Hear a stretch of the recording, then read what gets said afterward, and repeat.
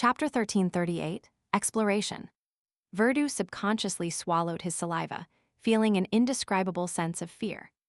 He didn't know what he was afraid of. There wasn't any real danger. Yet, a drop of unknown liquid falling from above was enough to chill his spine and tighten his pores.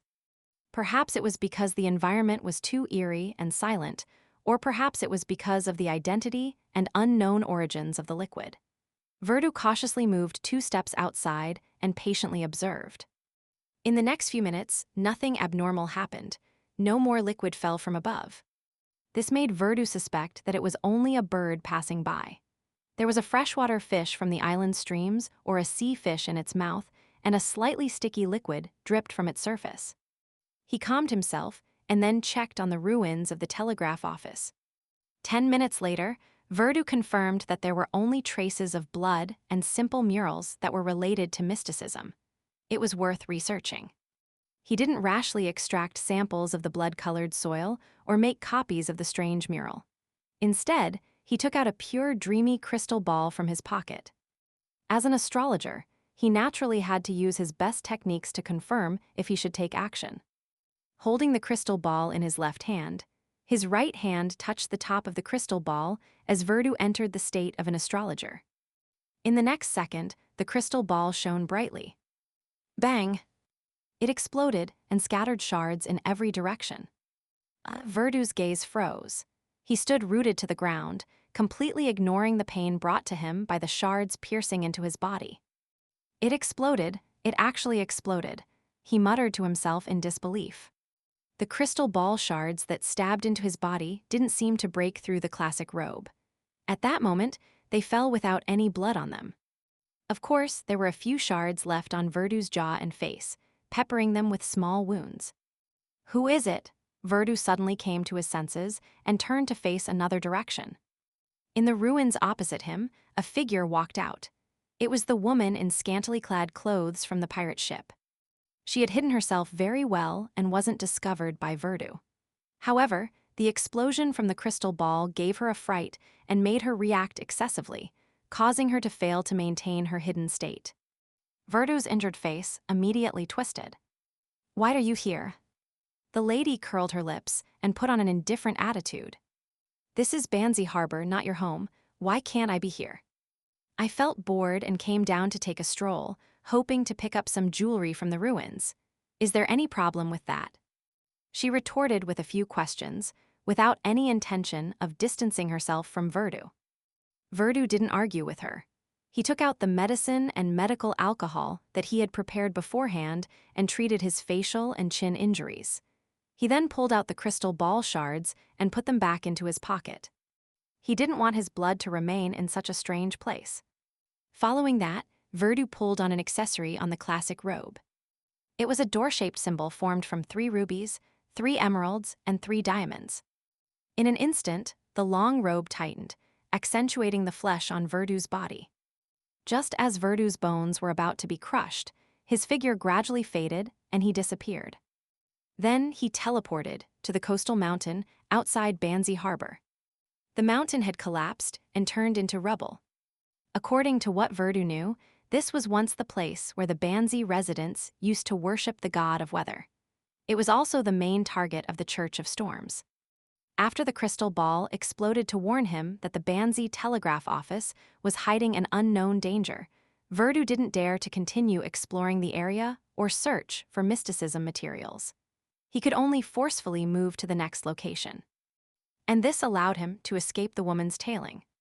As soon as Wilder's figure appeared, he bent down and took a deep breath. It was as if he had finally recovered from his suffocating state. At the same time, Verdu felt a sharp pain in his right rib, as if a bone had fractured.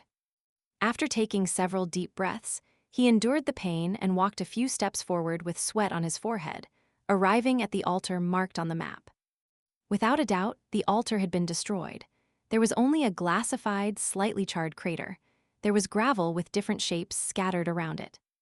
The gravel had traces of being engulfed in fire and lightning to various degrees. After Verdu Abraham surveyed the area, he raised his right hand and waved his sleeve. With a whoosh, a small portion of the gravel was pushed away from the spot, revealing the ground beneath it. This was a trickmaster's wind trick. Verdu used it to replace the need for manual labor to fully ensure his safety. As the gravel flew, Verdu saw the charred ground. There were a few parts left in some areas that had extremely incomplete patterns, drawings, and symbols. Whew! The sound of the wind grew more intense as it resonated in Verdu's ears, causing him to look up in surprise. The wind that could only blow small gravel had somehow turned into a hurricane. It even pushed him into a state of staggering about. Wild clouds gathered in the sky, as if a storm was brewing. Although he had heard that Banzi was a weather museum, he had never thought that the changes would happen so suddenly. For a split second, Verdu suspected that his wind trick had triggered a storm, or perhaps it had caused some changes to the cleared ruins of the altar. This guess made his forehead break out into a cold sweat. As the storm raged, Verdu saw the rubble in front of him fly up, revealing a boulder that was buried underneath. The surface of the boulder was crisscrossed with deep cracks, giving off a feeling that it would shatter once it was touched. At this moment, the wind had calmed down, but the heavy rain was still brewing. Thinking about how he was already in Banzi Harbor and couldn't afford to be scared off just like that, he mustered up his courage and approached the boulder covered in charred black cracks. He then took out a magnifying glass that was engraved with strange patterns, and he seriously checked the state of the boulder. 7 to 8 minutes later, Verdu put away the magnifying glass, a mystical item, and sighed in regret and dismay. He had already confirmed that there was nothing wrong with the boulder. It didn't involve anything related to mysticism. Verdu was about to retract his gaze and leave when he suddenly saw that at the interface of the boulder's bottom and the earth, bright redness seeped out. The bright redness gradually expanded, like blood flowing out. However, it didn't spread into a huge area. It was limited to a very small area. The two blood-red figures in the telegraph office's ruins instantly flashed across Verdu's mind. His scalp couldn't help but tingle. His lips quickly turned dry as he instinctively thought that this wasn't a good development. After swallowing another mouthful of saliva, Verdu raised his right hand and created another gust of wind, causing quite a number of miniature rocks to roll over to fill the bottom of the boulder completely, covering up the bright redness that seeped out. He didn't stay here any longer. He forced himself to activate teleportation again and headed for his final destination.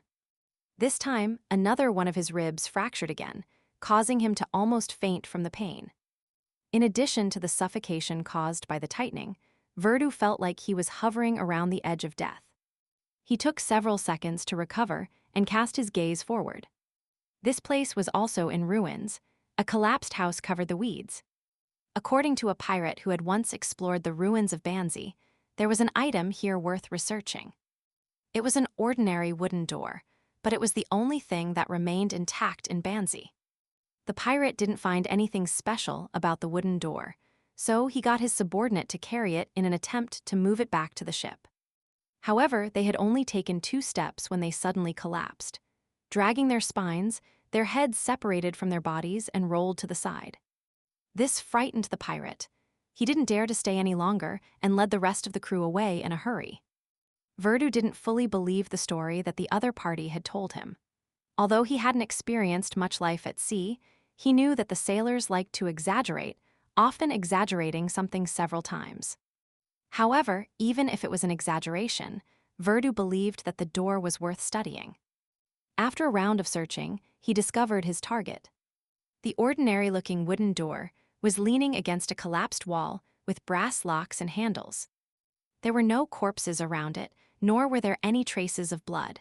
It was identical to the majority of the ruins. Indeed, he's exaggerating. Heth, perhaps the pirate heard about this wooden door from somewhere else. Both he and his subordinates didn't dare to move it. Verdu looked around and suddenly said, "Who is it? Why are you monitoring me?" He actually didn't notice anyone around him, but based on his experience and lessons, he could use words and a reaction to deceive the possible presence of a monitor. A second later, a middle-aged man with a belly appeared in the shadows. He said nothing and silently left the place. Verdu heaved a sigh of relief as he didn't waste any time to approach the wooden door. According to the information he had obtained, No matter which way he opened the wooden door, it wouldn't bring about any abnormal changes. There would be no danger if he didn't attempt to move it. After thinking for a few seconds, Verdu retracted his hand into his sleeve and used his classical robe as a glove to pull the wooden door up. He raised the wooden door, and the surroundings fell silent. Verdu pushed the wooden door like he was normally opening a door, but there were no changes. He tried many other methods, but he failed to make the wooden door display any abnormalities. It seemed to have just been lucky to be preserved in its entirety under the bombardment of the Church of the Lord of Storms. Taking a deep breath, Verdu tried to calm himself down. He thought for a moment and tried to open the door again. However, unlike before, he held the handle and gently twisted it down. After hearing the light click of metal colliding, Verdu pushed the wooden door backward and let it lean against a collapsed wall. This time, a grayish-white fog appeared before Verdu. In the fog, there was a faintly discernible street and a row of terraces. Outside one of the houses, there was a wooden signboard. On them were a few Lonese words. Banzi Harbor Telegraph Office.